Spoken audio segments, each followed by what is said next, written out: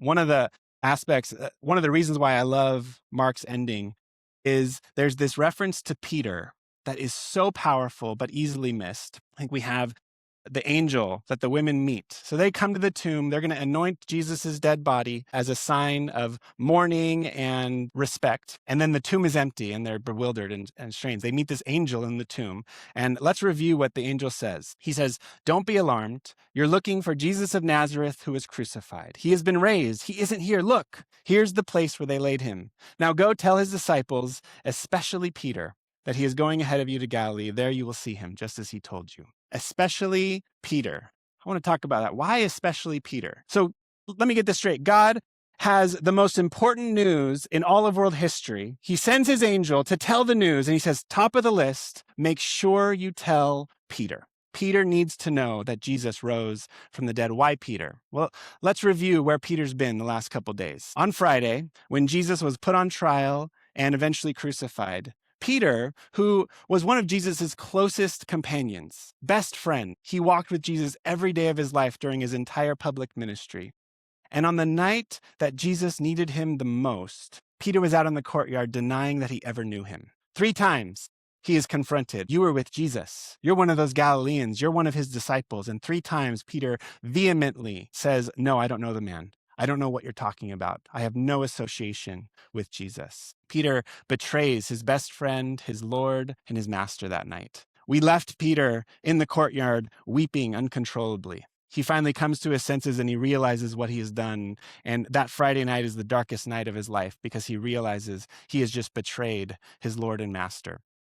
Now, just imagine the headspace of Peter over the last couple days. He's thinking, I am such a failure. There is no way God could love me now. He's thinking, I am beyond hope, beyond saving, beyond rescue. I'm a lost cause. Actually, in another gospel story, we see Peter trying to just kind of pick up the pieces of his old life. He goes back to fishing at first to say, well, I used to be a fisherman. Maybe I'll just try to go back there because I have no more place in God's plan. God has abandoned me and I deserve it.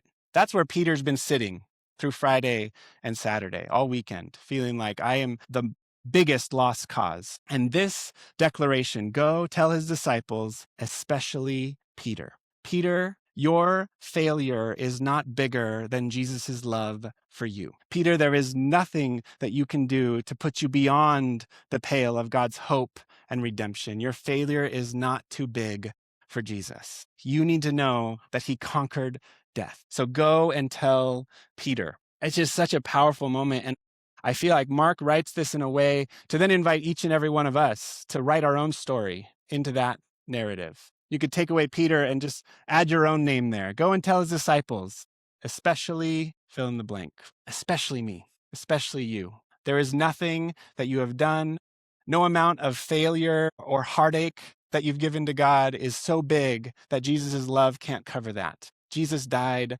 knowing all of that. He died with our faces on his mind, saying, yes, I'm dying even for Peter, even for you and me. He willingly went to the cross so that he could conquer death and provide this incredible grace and forgiveness. Go tell the disciples, especially me, especially you. And then one more level in, it challenges me to think about the other people that God has placed in my own life. Because it's not just a message for me. God has placed plenty of Peters in my life. There are people, my family and friends and neighbors, who desperately need to hear this incredible life-saving news that Jesus has conquered death, that forgiveness is possible, that they are not a failure, that they are not beyond hope and saving. There are so many people in our lives that need that news. And God says, I want everyone, I want the world to know, especially that person. So who is it in our life right now that desperately needs to hear this incredible news that Jesus is risen? Now, here's where there's a twist in the story. And Mark's gospel makes me a little uncomfortable because I think the way it ends is the women get this incredible news and they don't tell anybody because they were afraid. So here's the haunting question I think Mark ends his gospel with. Did Peter ever get the message? Now, we know in history that he did. Very quickly, the women overcame their fear. They became bold, and the entire Christian movement just took off. But Mark stops before that, I think maybe to hypothetically make us reflect on our own lives. What would happen if Peter never gets the message? Well, then he goes the rest of his life feeling like he really is a failure, like God has abandoned me and I deserve it. And not only him personally, but the entire movement that this Christian message would kick off never gets off the ground. Millions of people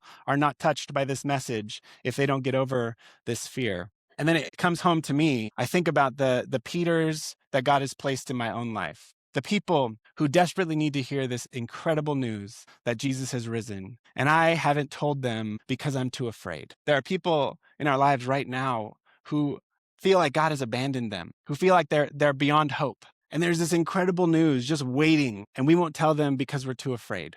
We're too afraid of what they're going to think. We're too afraid of what it's going to mean for our relationship. We're too anxious. We think it's going to be too awkward. And the women, it stops right here just to get us to sit with that uncomfortable feeling. Well, what happens if this actually is the end of the story? Peter never gets to hear, my friend, my neighbor, my family member. Do they ever get to hear this incredible message that was specially tailored just for them if I can't get over my own fear? What if they never get to hear the message?